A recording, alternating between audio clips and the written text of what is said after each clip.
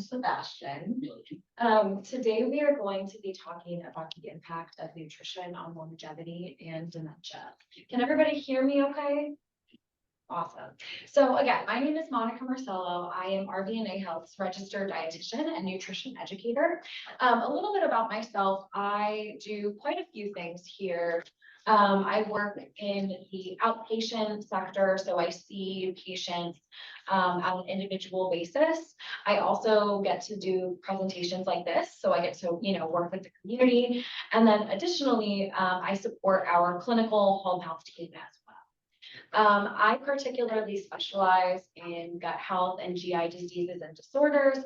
I got my graduate degree from the University of Connecticut, and I was an athlete at UConn. That little photo of me is me diving. I like to mention that because that's really where I got my interest in nutrition. I was an athlete and I thought, oh my gosh, how can I, learn more about nutrition or this thing that could potentially support me and, gain a better edge from my competitors as an athlete.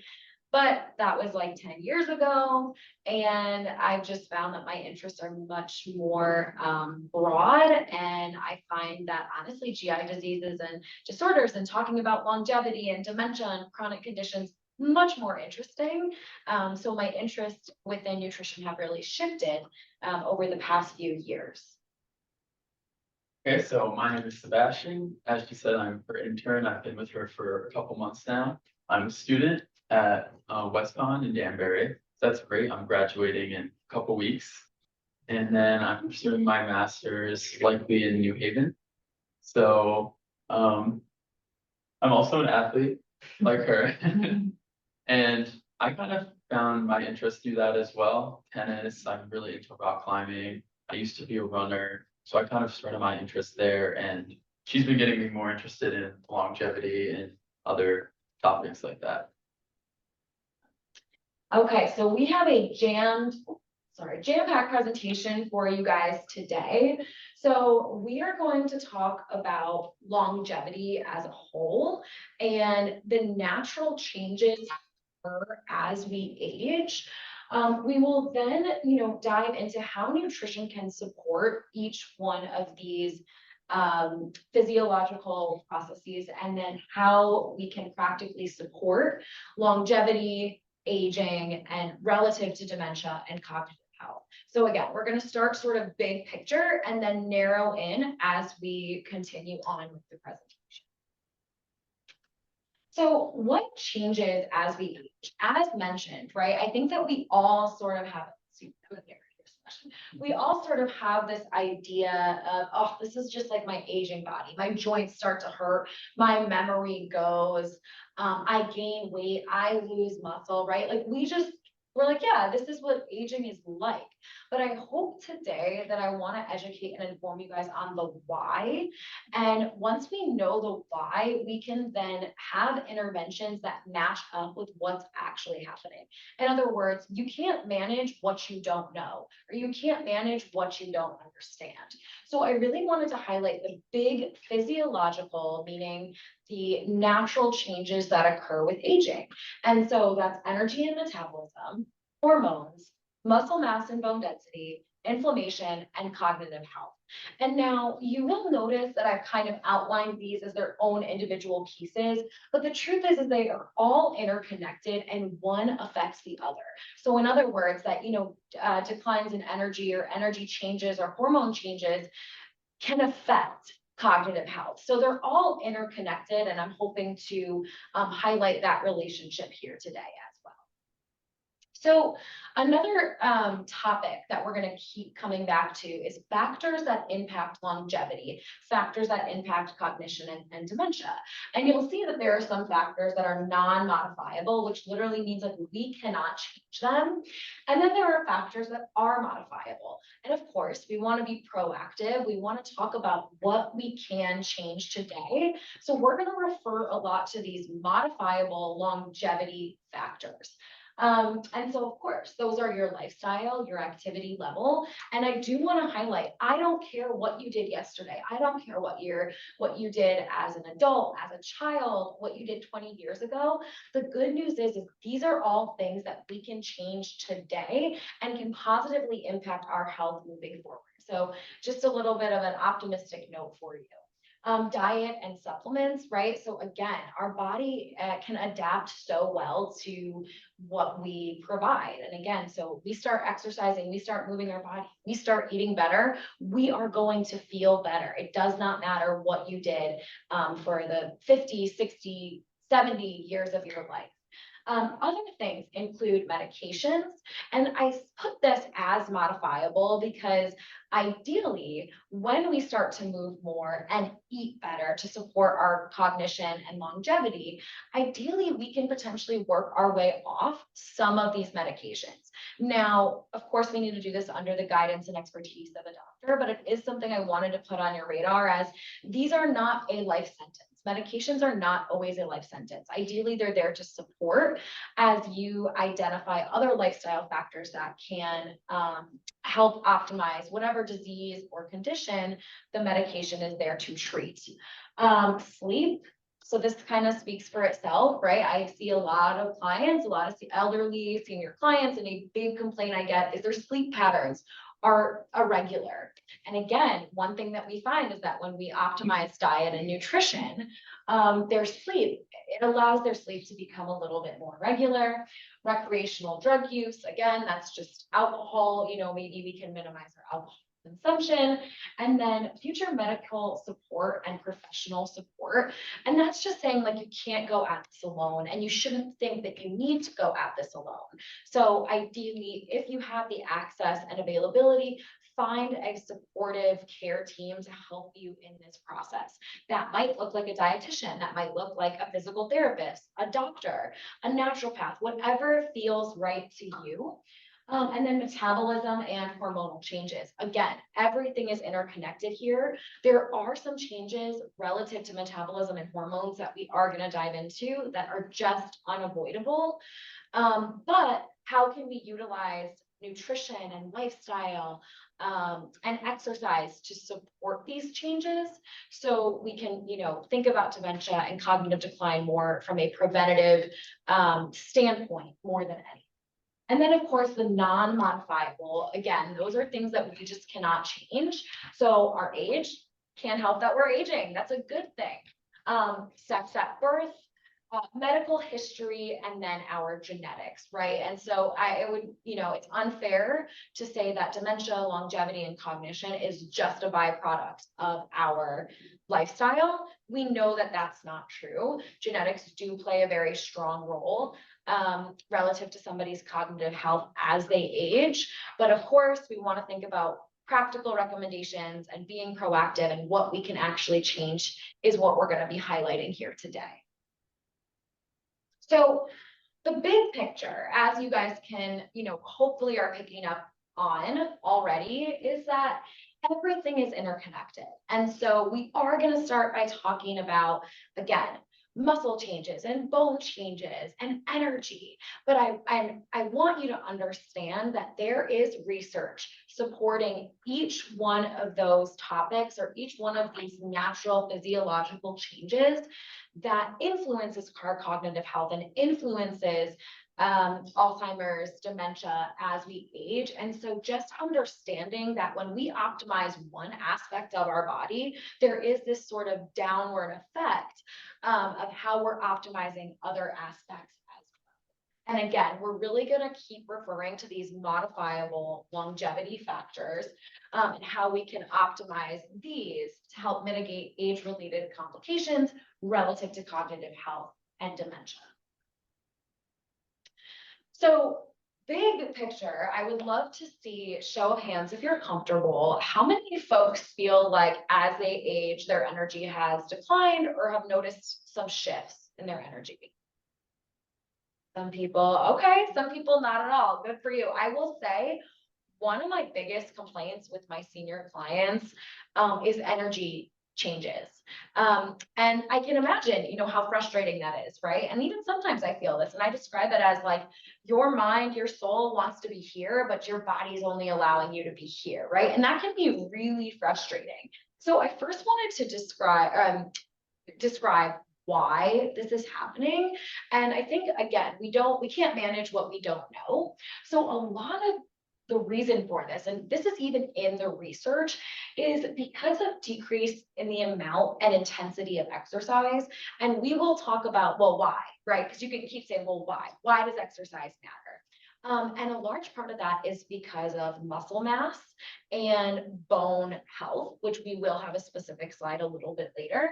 Poor diet and dietary changes. So a diet that's very high in, or I should say a pro-inflammatory diet, processed foods, saturated fats, red meats, not a lot of nutrition, right? Nutrient gaps. This is going to exacerbate inflammation, which can exacerbate bone loss, muscle loss, all these things that are sort of interconnected to our overall energy. Other things, again, stress, major life changes. So at this age, right, we could be changing our living situation. We could be going from from working a full-time job to retired. Maybe, we have our kids are out of the house. Maybe we're experiencing loss of a loved one. And I think that people underestimate the effect that stress has on our energy. And there is a specific stress hormone, right? It's not this just like weird thing that we all feel, but there is a stress hormone called cortisol, which has also been implicated in energy levels as well. And so chronically elevated cortisol, chronically elevated stress can certainly influence energy. So something to keep in mind as well. And then of course, we've got physiological changes in metabolism, which are exacerbated by a poor diet and exacerbated by lack of activity. And what I mean by that is, right, as we age and we have this accelerated muscle loss and bone loss, all of a sudden our body is not necessarily requiring the amount of nutrition that it once did. So we have this energy imbalance, which can interfere with optimizing energy levels. Additionally, relative to digestion, as we age, there are some of our digestive enzymes actually degrade. And so we're not able to process food as well. Another point relative to metabolism is our stomach, our intestines are a muscle. And when we, as I keep referring back to, muscles change as we age, so do your GI muscles. So we might experience slower motility, slower movement of food, maybe more constipation, buildup that can affect our appetite. And so again, nothing here happens in isolation. And then polypharmacy medication side effects, right? I mean, this is a big thing that I see with my clients as well. All of a sudden, you went from one, maybe two medications to 8 to 10. First of all, that's exhausting in and of itself to keep track of how much and when. But certainly the side effects can influence our overall energy, and it can have a compounding effect. So it can be really difficult to understand what medication is making me feel like this, because slowly over time we're adding and adding and adding.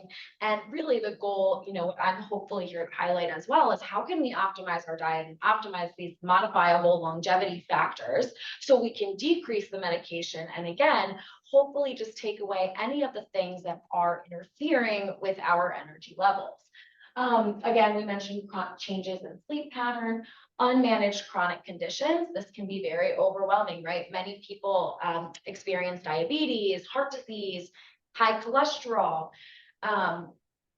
Sometimes that can show itself, you have fluid buildup, difficulty breathing.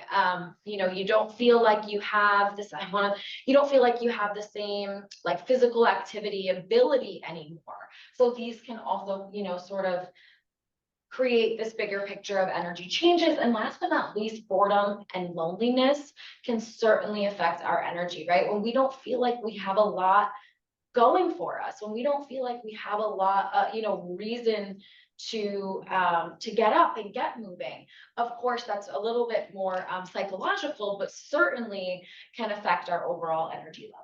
And ultimately, you'll see at the bottom, right? I kind of spoke a little bit more high level, but when you look in the research, why we have, changes in energy is because of mitochondrial damage, ultimately a result of chronic low-grade inflammation, which amazingly can be altered and improved by our diet.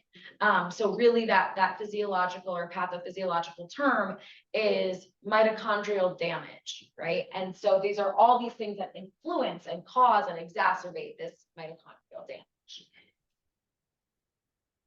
Okay, so almost related to what she was just saying though about mitochondrial damage, it kind of shows that, like she said earlier, it's not always something that we can control, right? So we have all these factors that we can control to increase energy. At the end of the day, it's not just you. It's important to remember, like, it's going to happen to everyone. There's going to be exposure to these things, and it's going to have your body produce less energy over time. But that being said, just like all these factors can, decrease our energy, there's a lot that can increase it as well. So like increasing energy, exercise, that goes into the lifestyle aspect of our modifiable factors. The more you move around, the more your body wants to move around, and it's really important to keep that up.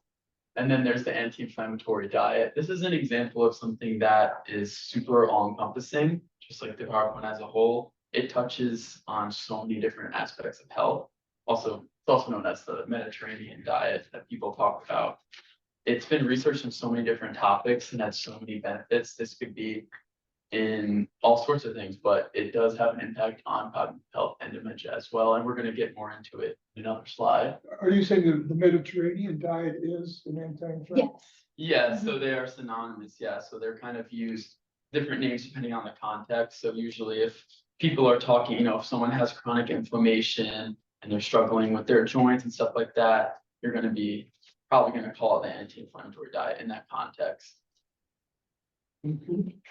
So to continue, stress relief, kind of going through all the things she listed.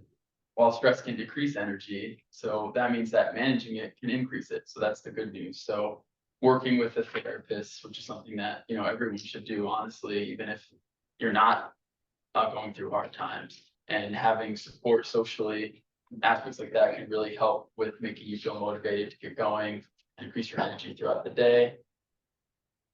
And like you said, aiming to decrease the medication use if possible. Obviously, there's certain things that people need to take, but anything that is slowing you down, if you can use diet or lifestyle to negate those effects and even just decrease the medication, maybe not even get off of it, that could help you too. Optimizing sleep habits. A lot of people might ask, like, what does that mean? Like, I need 6 hours or I need 8 hours. And it really is up to the person. Sleep is very complicated, but I think it's important to be consistent and based on how you feel. If you sleep 7 hours every night and you're like, well, I've heard that I need 8, but I feel great, you're probably fine. You're gonna know. Or some people need not, like I need a lot of sleep. Like if I go only 8, I feel tired. So I need 9, but I need to just feel out what my body's trying to tell me. What about napping? I've heard that napping is bad for your health. Alzheimer's wise. I think it really depends how long the nap is too, right? If you, let's say you get 6.5 hours sleep at night and at around 2 o'clock, you want to take like a 15-minute nap. I think that's usually considered pretty normal, but napping for like an hour, that's when it starts to, I think, disrupt sleep patterns. Does that answer your question? Yes, it does. It seems kind of counterintuitive to me, because you have, primitive people, they all take naps, animals take naps, so it seems like a really healthy do. And when I take a long nap, I feel great. So all the evidence that I can see points me in the wrong direction, I guess. But you know what? I think that goes back to the bigger picture, right? Like I think another piece of this that we haven't talked about, but being in tune with your own body and your own needs, and that's kind of the point about like sleeping is kind of that there is a range in the research. And to your point, if you were to look up how to optimize sleep habits, pretty much every like governing body is like, don't nap, no, don't nap, don't nap. But at the end of the day, if you feel better with the nap and that works for your routine, do it. Absolutely do it and feel good. That is you identifying what your body needs to operate at the level that you feel like you want to. I'd like to believe that, but it just seems like there's so much other authorities are saying this is the gospel. Napping is bad. And it would be nice if we had some other experts saying napping is good, other than yourself. Other than mine. You know what I did one time, because I love to nap. I looked up, I said, I want to know like the name of very successful people who like part of their routine was like a nap every day. And that made me feel a little better. Uh, So just a little like support for you. Nothing really evidence-based there. So now we're gonna get into what we were talking about with the anti-inflammatory diet. Like I said, this has been studied for a lot of different reasons, cognitive health being one of them. So some basic aspects of it. Do you want me to go? Yeah. Okay. Yeah. So this is the inflammatory diet. As Sebastian mentioned, it's also known as the Mediterranean diet. It can be called a few different things depending on the context. It is the most studied and most recommended diet worldwide. What we have here, we are going to highlight, this is the actual Mediterranean diet pyramid. But what I first like to say is that this can span across cultures and eating patterns. So it doesn't have to mean that, if you're not doing feta cheese and cucumbers every day, that you're not eating anti-inflammatory. So I do just want to keep that in mind. But ultimately, the main principles of the Mediterranean diet, first of all, they do include, being physically active and enjoying your meals with others. So again, this idea of like social support and mindful eating and, finding joy in food and eating. They have that as the very foundation of this diet. Now, as you sort of work your way up relative to the actual foods, we've got, fruits, vegetables, whole grains, nuts, and legumes as the foundation of the diet or the eating pattern. So fruits and veggies, there's literally no limit. You can have whatever ones you want, whenever you want. There is no bad fruit or vegetable. So I don't want to hear, well, tomatoes are bad because Tom Brady doesn't eat them or any of that. So all of that is misinformation. The more fruits and vegetables that you get, and the more diverse range of fruits and vegetables, the better for you. Additionally, whole grains include things like oats, quinoa, farro, bulgur. Ultimately, you want to look for foods that are as close to their natural form as possible. So yes, whole grain breads and whole grain cereals technically are whole grains, but there is a certain element of processing that does take them away from being the sort of foundation of the Mediterranean diet. Other aspects of the Mediterranean diet include herbs and spices, and I find that this is often overlooked. Herbs and spices have many medicinal properties. They're often what's extracted and put into supplements and sold to us. And what the Mediterranean diet says is, instead of taking supplements, I want to encourage you to add turmeric, add ginger, add dill, add basil, add mint to your meals daily. And an example of this, one that I've even been doing is, every time I make my coffee from home, I add like 1 or 2 teaspoons of cinnamon. Every time I do a yogurt and I put a little bit of like nuts and seeds and berries, again, all as part of the Mediterranean diet, I'm adding nutmeg, cinnamon, maybe even a little ginger, depending on my mood. So you can certainly do the the ground spices, but also fresh as well. I know it doesn't feel like it outside, but we are nearing spring.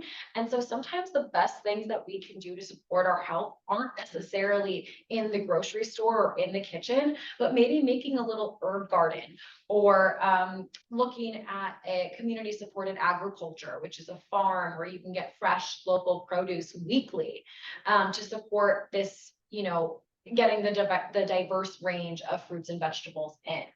Then as we sort of work our way up to that second piece of the Mediterranean diet or the anti-inflammatory diet, you'll find that there's really an emphasis on fish, primarily fatty fish.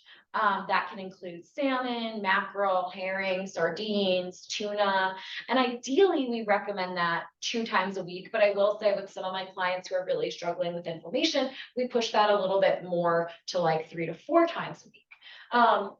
Other seafood is also encouraged as well. And then for other sources of protein, the anti-inflammatory diet does emphasize and include dairy, particularly plain dairy. So things like plain organic milk or plain Greek yogurt, cottage cheese, certain cheeses can be certainly an important piece of the Mediterranean diet. And we'll talk about why that is. And then other sources of protein, eggs and chicken breasts, so lean sources of poultry are also included and encouraged. And at the very top, it really says, you know, it's not the diet in the sense that like you can never have this. It's really more about eating habits. And at the top of the pyramid, we really encourage, you know, limit / occasionally consume your red meat and your sweets and your more highly processed foods. Now, another piece of the Mediterranean diet is not just what to eat, but it's how to eat. And that's really an important point that I work with many of my clients to come back to. So again, not just what to eat, but how to eat. And so you can see, you know, to also stabilize our energy levels, we do want to consume around 20 to 30 grams of protein per meal per day. So we want to spread our protein intake out versus just eating it all at night. We do want to consume at least 2 servings of whole grains with our meals, or excuse me, per day. So that could be, you know, again, things like an oats, quinoa. So we do want to make sure we're doing that, as well as the healthy fats, such as olive oil, avocados, and or fatty fish. So again, the theme for the stable energy levels are protein, fiber from our whole grains, and then healthy fats. And we're also going to have a slide on that as well.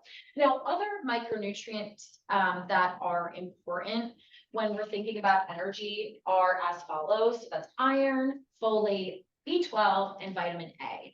And these are very important as we age. Again, we talked about the changes in metabolism and the changes in digestion, and that can interfere even if we're eating these nutrients.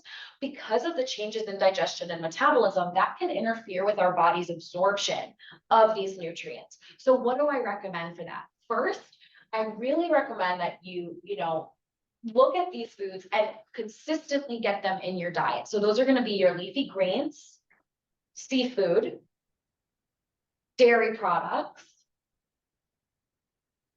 And you can see that there's kind of that crossover, right? So in your leafy greens, you're going to get folate, you can get some iron. The dairy products, you're going to get some the vitamin A and vitamin B, and then same in fish for the iron, B, and A, right? So it's those sort of 3 main things. So first, I would really encourage that you focus on your intake. But I also want to encourage you get tested. Many of us are deficient in specifically iron and B12 and sometimes folate, and we don't even know it. And so it can be as simple as maybe you need a B12 injection. Maybe the iron from the diet is not enough. I will say I've worked with many patients who are iron deficient, and it is challenging to get their iron needs without a supplement. Now, again, these are not permanent. You don't need to permanently support with this, but temporarily as you're continuing to optimize the diet. So ask your primary care doctor, can I get tested? Make sure your levels are optimal. And, if you are feeling extreme fatigue, numbness, tingling in your hands, faintness, that is more of a sign of a B12 and or iron deficiency. And so sometimes you might want to ask your doctor to look at MMA, it's methylmalonic acid, which even if your B12 levels are perfectly normal, you have a reduced amount of that. It's basically saying that your body is not absorbing and utilizing the B12 that well. So it can give us more insight as to what's going on. And again, these are very important nutrients to support the brain. Can I ask a question about healthy fats? Is canola oil better than the others? that you get off the shelf vegetable oil? Not really. For your healthy fats, I would recommend extra virgin olive oil. And then for your higher heat cooking and baking, I would recommend an avocado oil.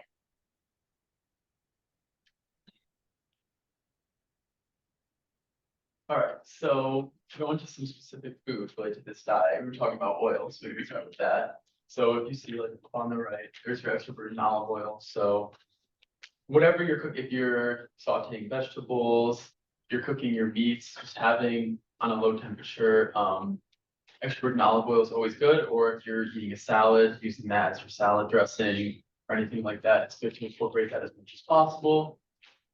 Berries are a big one. Berries are super high in fiber. They're very well tolerated among like most people. And they have a lot of different good nutrients that help with a lot of different things. We're going to talk about blueberries later too, especially for cognitive health. Fatty fish and other protein sources, like we said, get the 20 to 30 grams of protein per meal, typically about like palm size amount of meat, give or take, depending on what else you're eating with it. If you're eating some other whole grains that have small amounts of protein, something like that. Your cruciferous vegetables, broccoli, Brussels sprouts, Cabbage, Cabbage. arugula. those are important to get in. And avocados, there's health fats in those.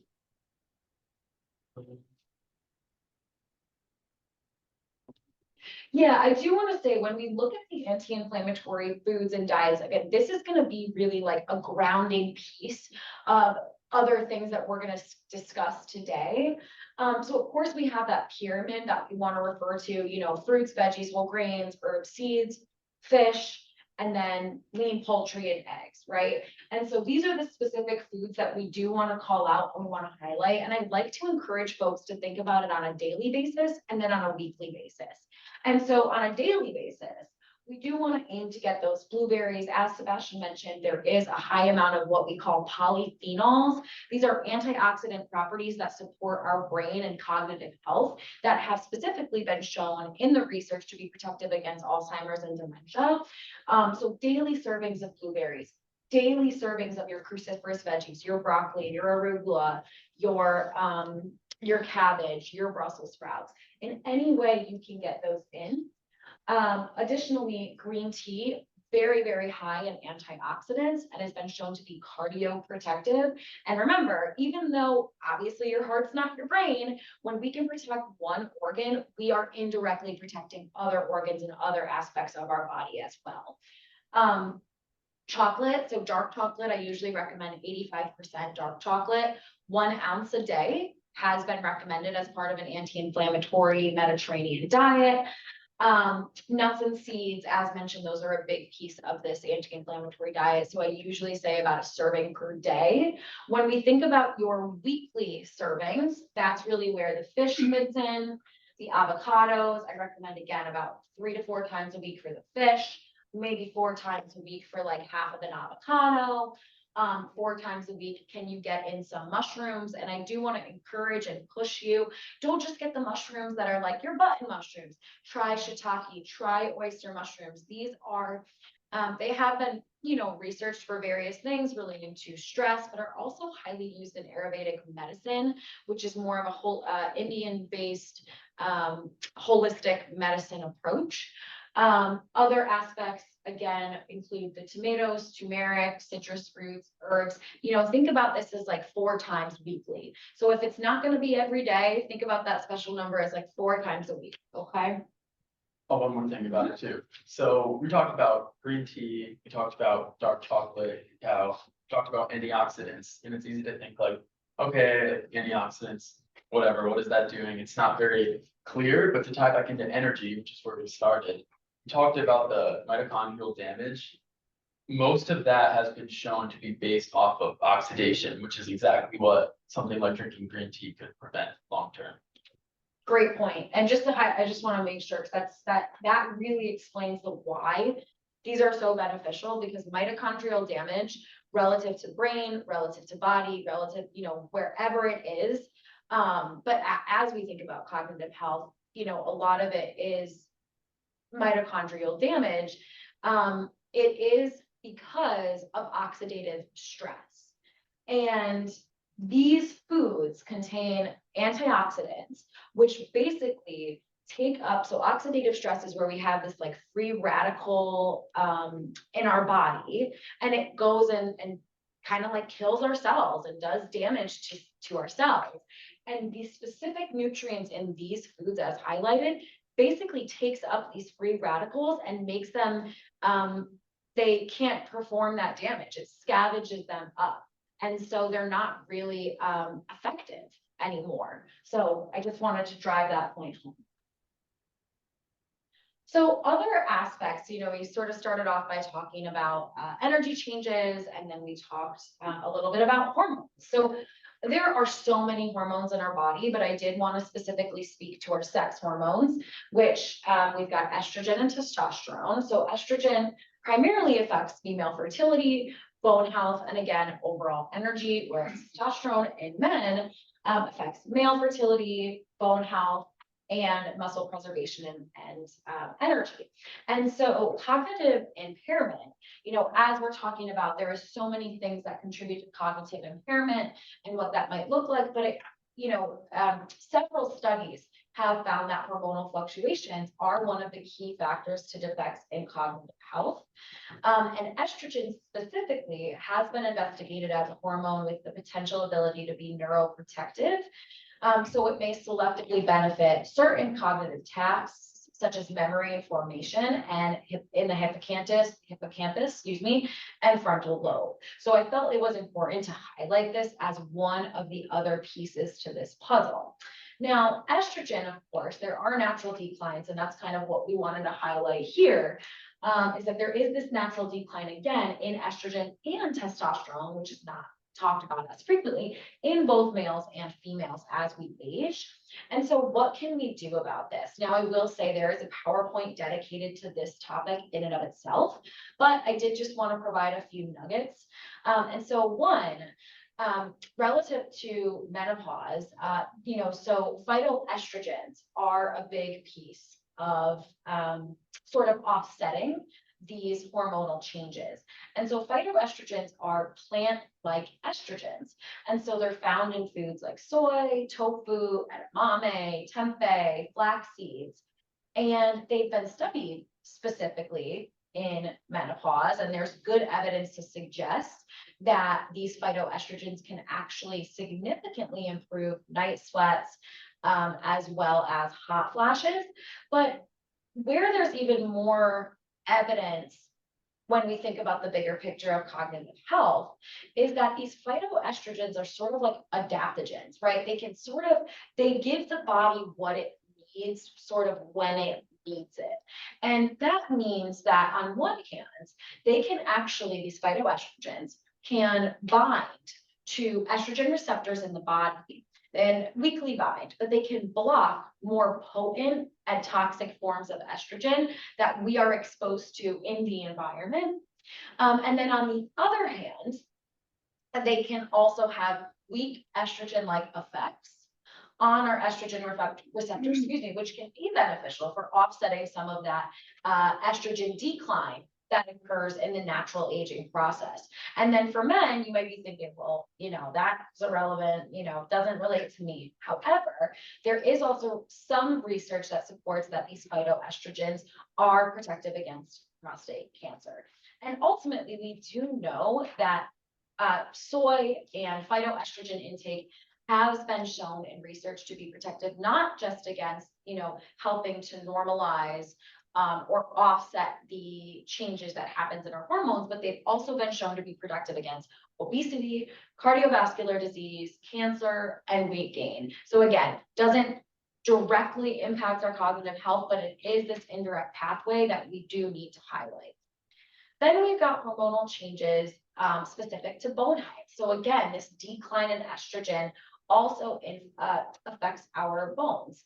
And so I really wanted to highlight that dementia has been linked to an increased risk of falls which we know that people are more at risk for when they have osteopenia, osteoporosis.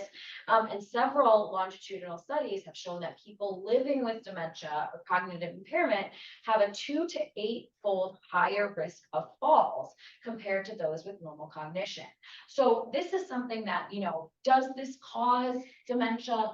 We can't say that for sure, but we can say that folks with cognitive impairment and dementia have certainly a higher risk of falls. And if you have weak bones, such as osteopenia or osteoporosis, you're going to fall, or excuse me, when you fall, you are at a much higher risk to get fractures.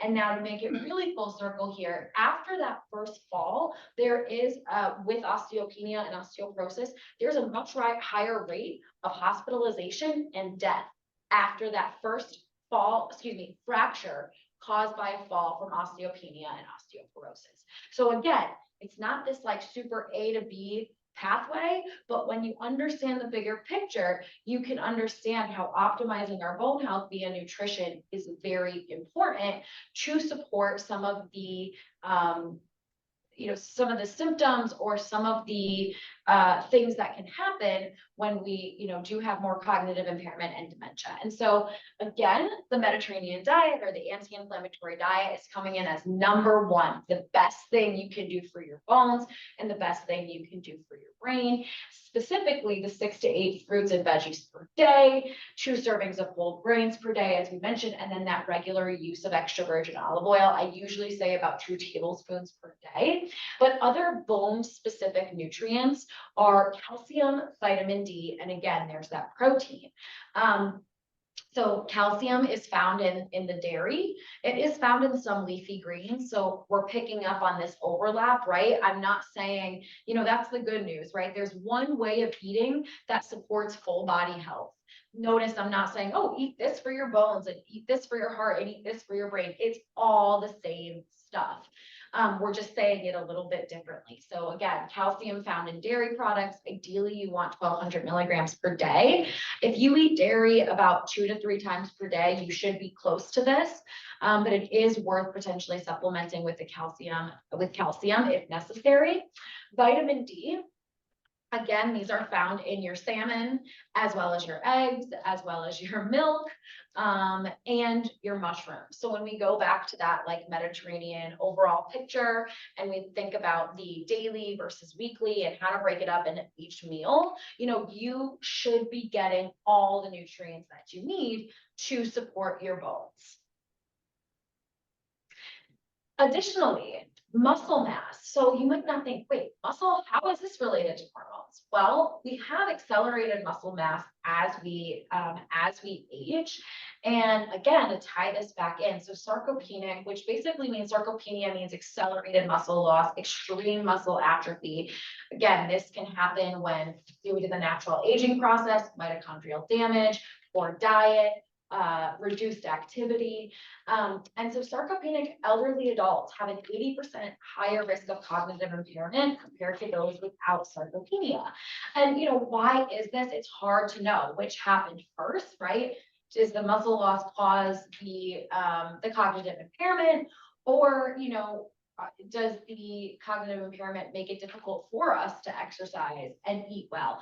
I don't have those answers, but what I can say is that, there are things that we can do about it. So muscle mass is so important. There's actually some school of thought that muscle in and of itself should be considered an organ. It is an organ, right? It's one of the body's biggest organs. It's muscle. It's all, it's throughout our body. And so really what we want to do to support the changes that occur with aging is, again, going back to that protein specifically, but we need as mentioned here, we need to load the muscle. So there's 2 things that contribute to muscle protein synthesis, AKA gaining muscle and offsetting the changes that occur as we age. On one hand, it's loading the muscle. I'm telling you right now, you cannot just eat protein and expect to gain muscle. That is not how it works. You can eat protein and minimize muscle loss. Does everyone understand that difference? But you cannot just eat protein and expect to gain muscle. You need to break down the muscle via resistance training. Physical therapists can help you with this. Personal trainer can help you with this. And then consume adequate protein with adequate calories to then supplement and contribute to muscle growth that is greater than it originally was. So does that make sense? It's twofold. You need to load the muscle, you need to break it down, and then you need to supplement with adequate protein and calories to build that muscle back up. The reason I'm saying protein and calories is because if you're not eating enough calories, but you're eating enough protein, the protein's going to be used to go to your heart, to go to your kidneys, to go to other things and not the muscle. And so we want to eat enough calories, right? Not too much, not too little, but we want to eat enough calories to support the protein that we're eating, that 25 to 30 grams per meal or 20 to 30 grams per meal per day to go directly to our muscle. But I cannot overstate the importance of loading the muscle. And I say this to some clients, like during your workouts, you want to hurt. It should not feel comfortable. But then the way that you want to think about food, ideally we want to have, healthy relationship with food. Eating should feel good. Like eating should feel, that should be where it should not be discomfort associated with your eating. But yeah, you want to feel that on your muscle to help with that gain. And then another hormone is insulin resistance. So just show of hands. Anybody heard of insulin here? Some people, okay.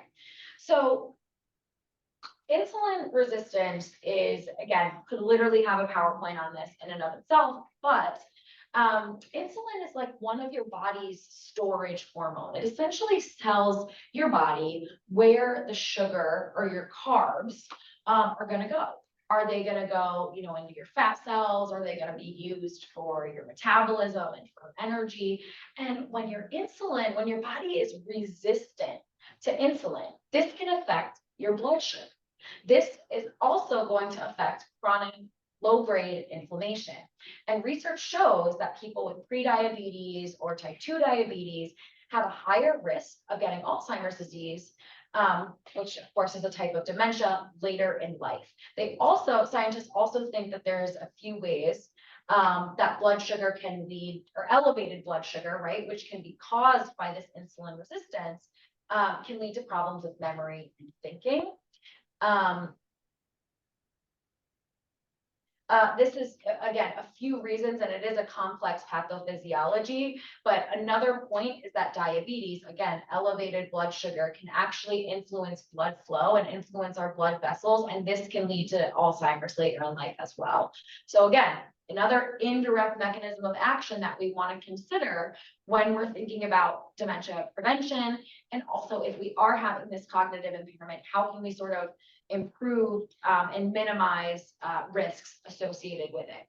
So again, this overarching theme, how do we decrease insulin resistance, right? We want our body to respond better to insulin so our blood sugar is not so elevated. And so exercise is a huge piece of this, specifically resistance training, bone loading, straining your muscles. Loss of body fat if you're overweight, so achieving a more healthy, normalized body weight certainly is very important. And then dietary interventions such as eating, think about going back to that first slide again, we talked about, with every meal you want protein, healthy carbs and fiber, and fat. And this is one of the best ways to minimize insulin resistance. And so Sebastian will show you what this actually looks like in a meal. Yeah, so every time we eat, especially in regards to insulin resistance, we're basically trying to slow down the absorption of those sugars, and we're trying to decrease our blood sugar spiking. So if I were to just eat a spoonful of sugar, which I don't know why I would do that, my blood sugar would spike up really quickly, and my body, would build up a resistance to that types of sugar. So whenever we eat, we want to eat fiber with our meal. This is going to be, like your berries, like we said. Vegetables are cruciferous vegetables and whole grains. We want to eat fat with our meal. That's going to be your olive oil, your fatty fish, and you want to eat protein. Nuts and seeds. Oh yeah, nuts and seeds. And you want to eat your protein, which get some from nuts and seeds too. You can get from your meat and fish. And basically, when you eat all of these different factors, so you have oatmeal, right? So you have berries in it, you have the nuts and seeds, you have the protein, you have the dairy, you have the milk. It basically is going to slow down how quickly you absorb those sugars and cause less of a spike. So the sugar is going in less slowly and your body's releasing less insulin, and therefore your body is not building as much of a resistance to that. That makes sense for everyone? Awesome, thank you. So, do you want to keep going? Sure. Okay. So now getting more specifically into cognitive health. Cognitive health is a general term that can explain our ability to think clearly and effectively as we age. And big shifts in this are usually associated with cognitive disease. So everyone as they age is gonna, experience, oh, I forgot, or something was, or whatever. And that's typically considered normal. Obviously, we want to decrease that as much as possible, but it's when we see a big shift that we start to think about cognitive diseases such as dementia. So what causes cognitive decline? So it's interesting, the brain actually does shrink in size as we age, and this can be due to a couple things. One, just over time, we lose cells. There's less cells in the brain, and the size of it goes down.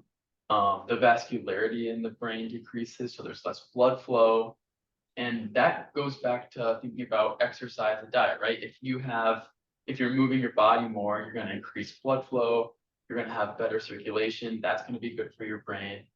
And for in the same idea, so think about it like this, we have decreased vascularity in our brain. So now you have high blood pressure. Now you're putting your brain at risk for other things such as stroke, right? Because your blood pressure is already increased, which is bad for that. And now the actual size of the vascularity in your brain is less. So where is all that blood going to go? How are you going to fuel your brain if you don't have adequate blood flow? There's also a decrease in neurotransmitters, which are basically signaling molecules. So this could be related to mood, how you feel, and how you're thinking. So Alzheimer's versus dementia, what's the difference? Dementia is basically the umbrella term. It describes a severe decline in cognitive function that impairs a person's ability to function in their normal life. And Alzheimer's is just a specific subset of that. It accounts for most of it, but there are other forms. Typically, Alzheimer's specifically is inability to perform daily activities, forgetting names, getting lost, but it also comes with, difficulty with movement, which ties into those fallings, mood swings, and other mood issues such as depression. So it's obviously important, to figure out exactly what type of dementia you have, but the most common is Alzheimer's. So when we're approaching cognitive health, this is probably the best example of when we look, if you go, think back to the beginning of our modifiable factors, lifestyle, diet, sleep, social interactions, all of those, every single one that we mentioned has a direct, impact on cognitive health. They all affect it, and we're going to kind of get more into the specifics as to why and how. So I just wanted to highlight this. Again, this is the foundation for which how we should be eating and how we should be thinking about food specific to cognitive health, dementia prevention, and again, minimizing risks associated with dementia or disease progression. So just to highlight, the very foundation is those fruits, vegetables, a diverse range of fruits, vegetables, whole grains, herbs, spices, as well as healthy fats such as extra virgin olive oil, nuts, and seeds. As we work our way up, we're thinking about the salmon, the fatty fish, 3 to 4 times a week, as well as chicken, lean protein, so chicken breast, not chicken thigh, dairy, plain dairy. Also, I usually recommend like a moderate fat dairy, so like a 2%. 2% milk is fine, 2% yogurt is fine, 2% cottage cheese, as well as other cheeses. And then at the very top, that's where we have our red meats and our sweets. You want to think about things kind of threefold might be helpful. On one hand, you want to think, what do I want to do every meal? Then you want to think, what do I want to do every day? And what do I want to do every week? And if you sort of think about it like that and think about it in terms of an abundance mindset, it will help you structure this a little bit better. So every meal, We want adequate protein, adequate fiber, and adequate healthy fats. And this is going to, one, help us get in all the nutrients we need. Two, balance our blood sugars. And three, minimize micronutrient deficiencies. Then on that daily basis, we want to think about the berries, the 1 ounce of dark chocolate, the cruciferous vegetables, as well as the leafy greens, as well as the regular use of extra virgin olive oil. On a weekly basis, we want to think about the mushrooms, the avocado, the fatty fish. I think there's one more. I think I got all of them. We want to think about all of those. And then just down here, again, another push to encourage you to get tested, specific for your micronutrient deficiencies, because not only do you need them for your energy, but your brain needs them. Okay, so these nutrients have been specifically studied in cognitive health, but it's not anything new. So omega-3s are the healthy fats that are actually found in fish, specifically, you know, salmon, tuna, herring, mackerel. So if you're like, why do they keep talking about fish so much? The reason is because of those omega-3 fatty acids, which are a unsaturated fat, and that is a building block of one of our brain cells, or some of our brain cells. And it's been shown to have a positive effect on brain function and development. Another brain-specific nutrient is choline. Yet again, you see the overlap. This is found in fish and eggs, and it's been shown to help regulate brain functions and form neuronal membranes, And then, of course, we have flavonoids. So this is just another word for those antioxidants. And the specific flavonoid that has been shown to help with cognitive health and cognitive function is anthocyanins. And those are found in blueberries or just dark, colorful fruits and veggies. So blueberries, plums, cabbage are all foods, that have anthocyanins. Now, yes. Can you go back to that? Nuts and seeds. What kind of nuts specifically are we talking Walnuts. And eggs. Oh, the whole way? Whole egg. Whole egg. Whole egg is important for Choline. Yeah. It does not raise your cholesterol. You need and want to do the whole egg. Eggs do not raise your cholesterol. And how many of those a week? No limit. No limit. Okay. Yes. The salmon, is there a substitute for that fish? Herring, One thing I mackerel. was wondering if there's anything you can mix up, but, Herring, mackerel, sardines, tuna, anchovies. and mercury's not like a 50 eating factor. You know, you do for the tuna, you do want to look for lower mercury brands. I know like skipjack is a better, it's not a brand, but it's a type of tuna that's lower in mercury. But it's not, it shouldn't outweigh, that risk does not outweigh the benefits. I heard like the nuts are on, almonds are on the list, but only if you soak the skin, so. No, you don't need to do that. Okay. However you want to eat it. So I wanted to also highlight a specific diet called the MIND diet. Now, the MIND diet, to be so honest with you guys, is basically the same thing as the anti-inflammatory diet. It's literally the same thing. However, there's just a little extra consideration for reduced sodium, as well as increased magnesium, calcium, and potassium foods. But literally the same thing, just those 3 tweaks.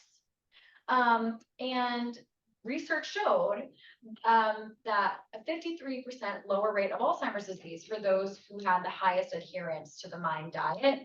But again, I wanted to share this research with you. Truly, if you're following those main principles that we discussed, again, what do I need in a meal? What do I need daily? What do I need weekly? Getting your levels checked, your micronutrient levels checked, you are basically adhering to the MIND diet. Again, consider your sodium.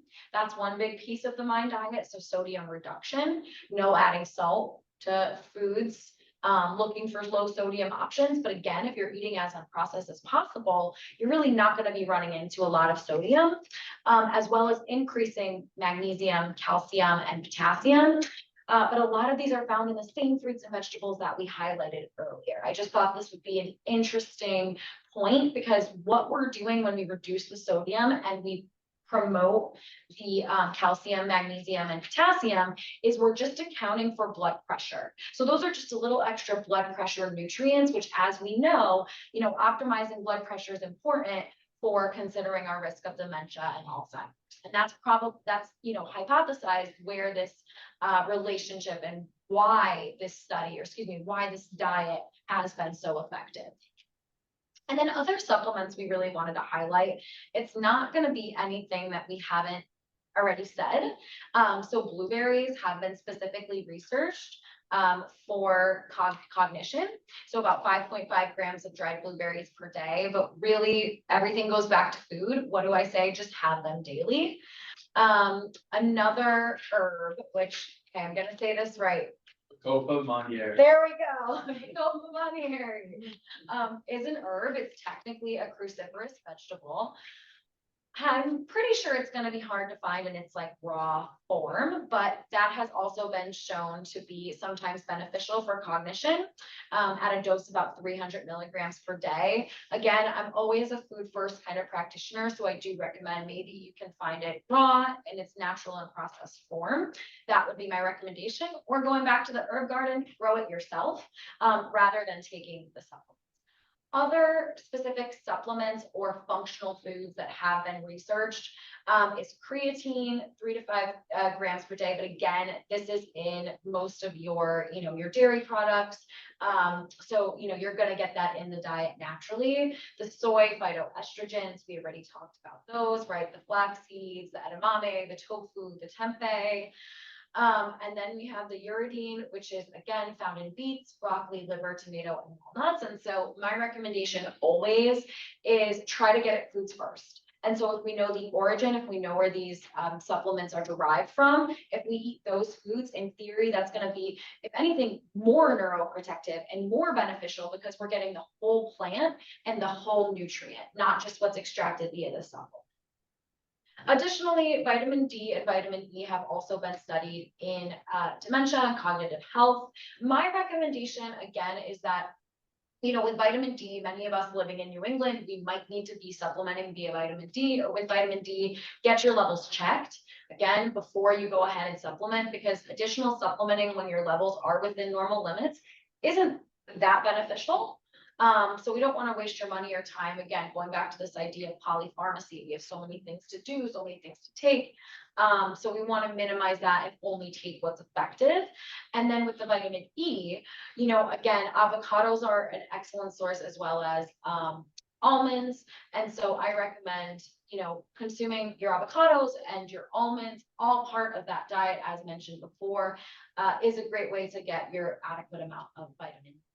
Yes. A doctor prescribed vitamin D supplement of 50,000 units per once a week. That's okay too. Yeah, and you're probably deficient. That's probably why he prescribed that. Yeah, definitely. Absolutely. Because if you're deficient, you need that for sure. So again, just this overall sort of protocol for dementia prevention and cognitive health in general. I kind of said earlier it's threefold, but I want to take that back and I want you to kind of think about it in 4 ways. The first is, what is the overall food patterns, right? And that is, this idea of anti-inflammatory, unprocessed plant foods. The second is, what do I want to do per meal? That is that fiber, fat, and protein, leaning higher by volume on the fiber and the proteins per meal. The third is, what do I want to make sure I get in every day? Those are going to be those berries, the whole grains, the cruciferous vegetables, the dark chocolate, the green tea. And then what do I want to do weekly? And think about that number 4 times a week. 4 times a week for the mushrooms, 4 times a week for the avocado, 3 to 4 for the salmon, 3 to 4, I think, is there one other? Eggs can certainly be a part of that as well. So really, I want you to think about the prevention and, in that sort of 4-step process. And And then other things I wanted to throw in there is just dementia care in general. Now, I'm not sure if this is applicable to the folks sitting here, but I do work with many folks who have dementia and it's a bit more advanced. And so, yes, ideally, we do want to be promoting, encouraging a diet as mentioned throughout this presentation, but I do want to say that's not always the and unfortunately, sometimes we need to just focus on nutrition and getting food in rather than what specific foods do we need to get in. So again, this is more for advanced stages and cases of Alzheimer's dementia, but it's really about food to comfort level. It's about, frequent offerings of the patient's or the person's favorite foods. And so really, rather than saying like, no, you can't eat this. If they're really craving like McDonald's hamburger, obviously we know that's not part of the, dementia prevention protocol, but at the end of the day, sometimes inadequate intake can really be a problem for folks because loss of interest is a symptom of dementia and Alzheimer's. And so we just want to create a comfortable environment and maybe we do like a quarter of a hamburger and then try to encourage all the other good foods. But we do just want to, minimize stress around meal times. Finger foods can be very beneficial in that aspect. And so it's kind of funny. It's a very different perspective than this sort of holistic piece about prevention and longevity. And it's a little bit more about comfort and support and having that abundance. Okay, how can we make sure that they are eating? Because at the end of the day, the person is going to benefit from having something than having nothing. And so, if you're thinking, well, if you're not going to eat this great salad that I made with all these good things and you're not having it, that is doing more of a risk, more damage really to the person than just giving them what they want. And because at the end of the day, we need nutrition, whether it's, coming from excellent sources or not. The body will still absorb some of those micronutrients, and we do want to encourage that as best as possible. So there is a big difference, and I just felt like I wanted to touch on that, and I'm happy to answer any more specific questions for that. The last thing I wanted to end with is that April 26th, we are doing a longevity cooking class. It's April 26th at 4:30 p.m., which is a Friday. The cost of the class is $55 if you're bringing a friend or a partner. This includes a toolkit, 5 to 7 recipes that have all of these great foods that we just discussed. And we're going to be cooking purple potato gnocchi. We got the idea to do purple potato because this was highlighted in the Netflix documentary, The Blue Zones, which is all about like the areas in the world where people were living to, they call them centenarians. They were living to upwards of 100 or close to, and purple potatoes was one of the foods that was highlighted in Japan as what they consumed regularly, and we just thought this would be fun. So we're all going to be making purple potato gnocchi, and you will be making that as well if you come. So there's a meal, a longevity toolkit, as well as plenty of recipes and just more intimate setting to ask your specific questions. Thank you guys for being a wonderful audience. Thank you for listening, and I'm open for questions.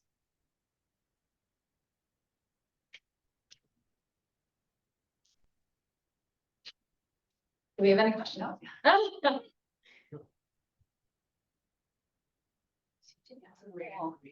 Yeah. Thank you. Thank you, Jeanette. Thank you. All right, so how do I get my husband to let space cream every night? Huh. Big bowl. And I've got the smallest bowl possible, so he eats it on. He's just, that's it, he's gonna have it. Not good for the mind diet. Not good, not a part of it, but yeah, usually what I like to say is fiber, fat, protein every single meal. You shouldn't be as hungry at night. If you're eating fiber, fat, protein for every meal, you should not be that hungry at night. Yeah, this is sweet. He's going after. Berries and whipped cream. It's a good. Yeah, I would say it's not all or nothing too. So if he can do like, he's doing a big bowl, if he does half and then he does berries with cream, that's an improvement. You know what I mean? That's not like he has to not be eating any. That's not, no one can just be like, oh, I go from eating ice cream every day to just nothing. That's never gonna work, So if you can be like, oh, yeah, eat like my bowl, and then we're also gonna have this other dessert as a little more fruit in it. That could be a step in the right direction. I recently found a great tip because the blueberries and strawberries were going so quick, like they start to mold so quickly if you don't eat them that fast. If you get a large, mason jar that you jar, like, jam and that sort of thing in. And clean them and put them in there and seal it, they last forever. So that's a great little, well, not forever. but I think a good amount of time. Well, the other thing I found, especially with blueberries, you don't wash them until you're ready to eat them. Mhm. The minute Yes. you wash them all and put it back. And you're raspberries. Yeah. That's a big one. I have a question. So I was recently at one of your cooking classes and we made salmon cakes and can you talk a little bit about the skin and the bones of salmon and why those could be important to incorporate into your? Yeah, thank you, Michelle. That's a great point. So salmon, when it is in a can and when there is the bones in it, actually do have calcium. Because you're literally eating the bone. Whereas salmon, if you're just eating like salmon farm or wild caught, has, no bones in it. So there is no calcium in that. So don't automatically think that just because you're eating a salmon, that you are getting the calcium. It really is the canned salmon that when you crush up the bone, I promise you guys, you don't even taste it. But you do get all those wonderful calcium benefits. And then the skin, I also encourage folks to eat the skin because that's where a lot of those omega-3 fatty acids are that have been implicated in cognitive health and longevity in general. And they're soft. It's not like, Oh, you don't even have to like go out of your way to like mush them up, like. No. You just bite right through it. You can't Yeah. even really tell it. Doesn't really feel like a bone in the way that. It was more like cartilage. Yeah, I was, Yeah. Yeah, but it's been in what, you know what I mean? In water, yeah. Thank you, guys. Oh, yes. And you talk about dairy and like cottage cheese, and yogurt, and I know there used to be a big fad of low fat.